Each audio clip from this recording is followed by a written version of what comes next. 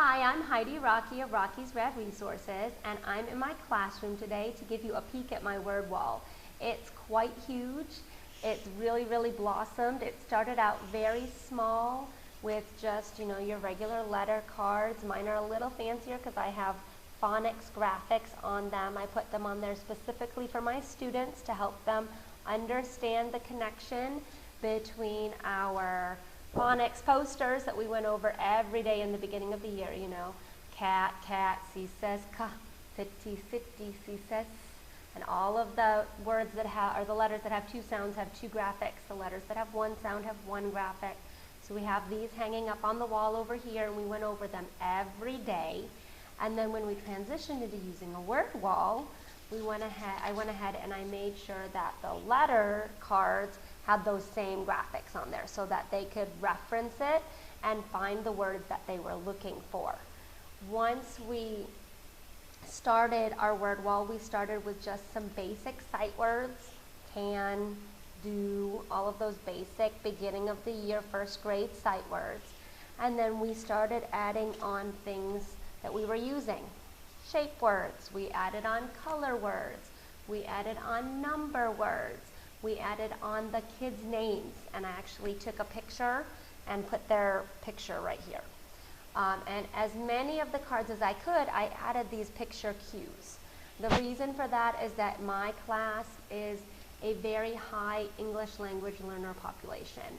Almost my entire class are English language learners. And so even if they can sound out the word circle, they may not know what a circle is. So by having that picture clue, they can go, oh, that's right, I know what a circle is. That helps me understand what the word is. So now I'm not just sounding it out. You can't sound out circle anyways. But I'm not just sounding out the word. I actually have an idea of what that word means, and it gives me a trigger memory. And so we started with our sight words, we added our color words, shape words, number words, and our names. And then in about December, we started doing word families. And word families, although they are great for decoding, are terrible with English language learners because, you have your at family, cat, mat, hat, bat, dat, or pat. But my kids might know what a cat is, they might not know what that is. They definitely didn't know what a mat was. And so again, I added on those picture cues. Those picture cues on here were really helpful for my kids in understanding what those words were. And all of a sudden in January, they started realizing that all of these words on the word wall, they could put them in their writing. And they knew what they were, and they knew how to spell them, or at least how to copy them off the word wall.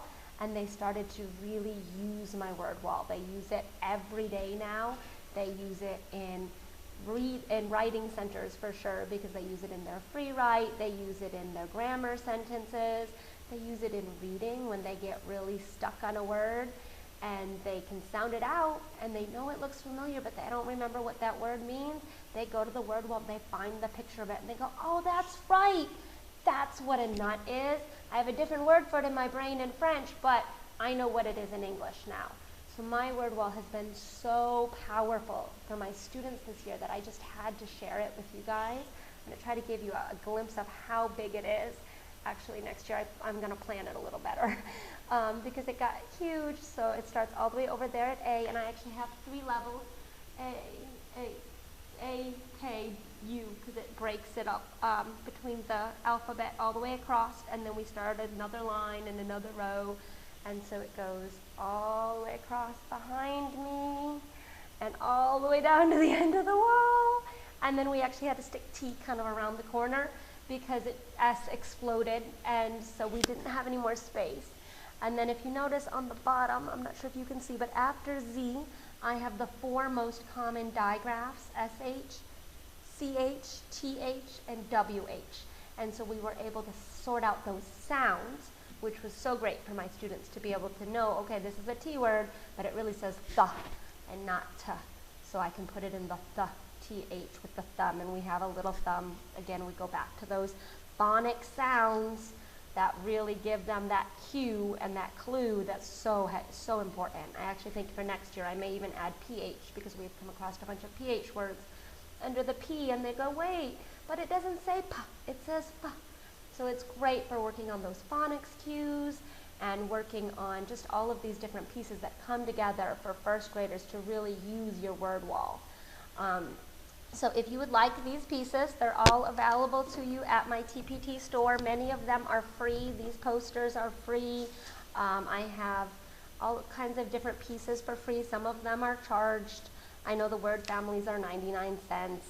They're just a variety, but feel free to stop by, grab what you need, grab some of the freebies and put them up and start out your word wall and see how powerful interactive word wall can be for your students in reading and in writing, and really see that phonics piece just totally blossom with your word wall. I hope that you've enjoyed this short video today and have a wonderful day. Please feel free to stop by my blog at www.rockysradresources.com.